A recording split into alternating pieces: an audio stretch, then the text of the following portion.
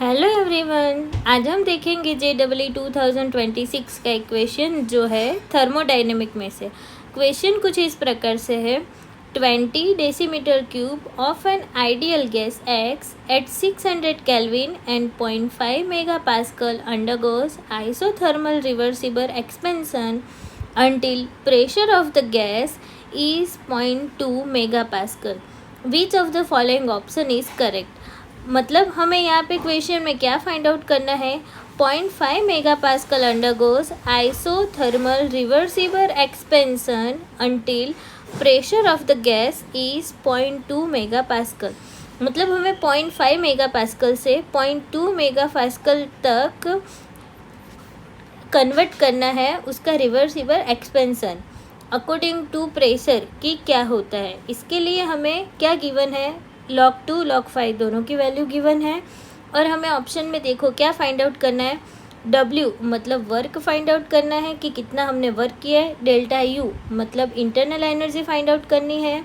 Delta H enthalpy find out करनी है and Q is equal to कितना heat दिया है वो फाइंड आउट करना है। ठीक है, अब हम देखेंगे इसका सॉल्यूशन। तो सॉल्यूशन कुछ इस प्रकार से है, उसमें सबसे पहले हमें किसकी वैल्यू गिवन है वो हम देखेंगे। तो P1 इज इक्वल टू हमें गिवन है 0.5 मेगापास्कल। तो 0.5 मेगापास्कल इज इक्वल टू क्या होगा 0.5 into 10⁶। V1 is equal to 20 decimetre cube मतलब 20 into 10⁻³ m³। P2 is equal to 0.2 megapascal is equal to 0.2 into 10⁶ pascal.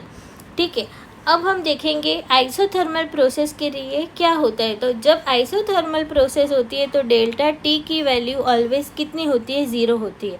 अब जब भी डेल्टा टी की वैल्यू 0 होती है तो उसकी जो इंटरनल एनर्जी होती है डेल्टा यू वो भी क्या होती है, 0 होती है और एंथैल्पी डेल्टा एच वो भी क्या होगी, 0 होगी।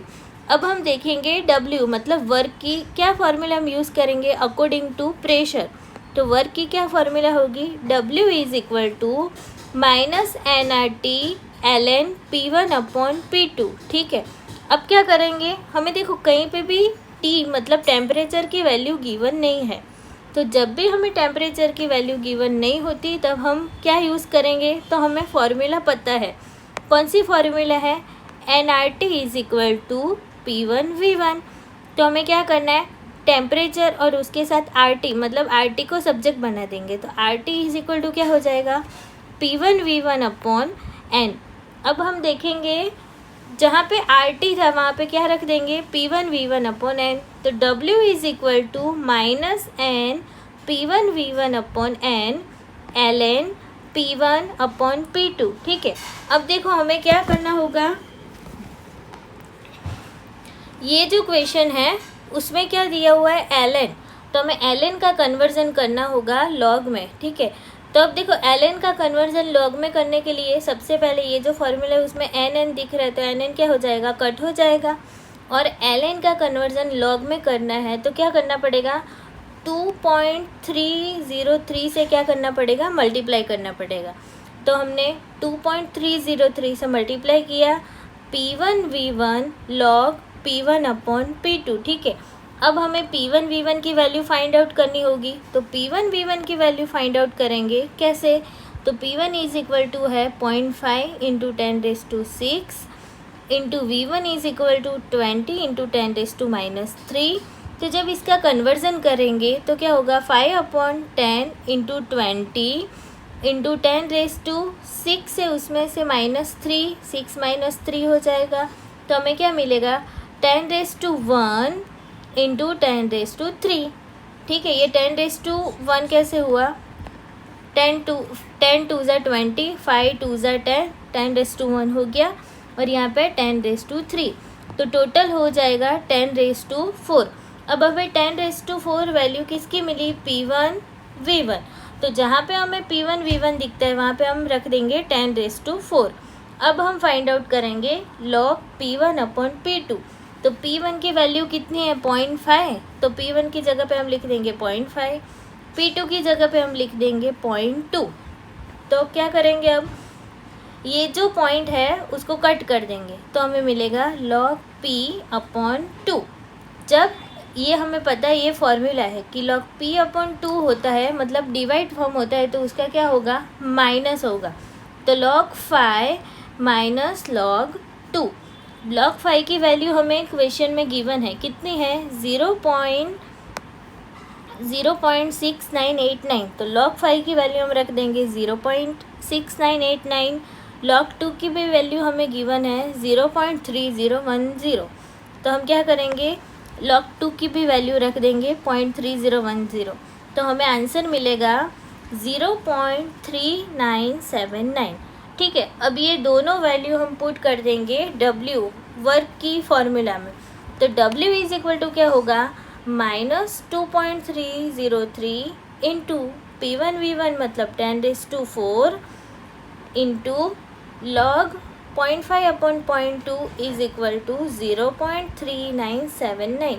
तो हमें आंसर मिलेगा -9163.637 जूल। अब हमें क्या करना है, जूल का कन्वर्जन करना है किलो जूल में।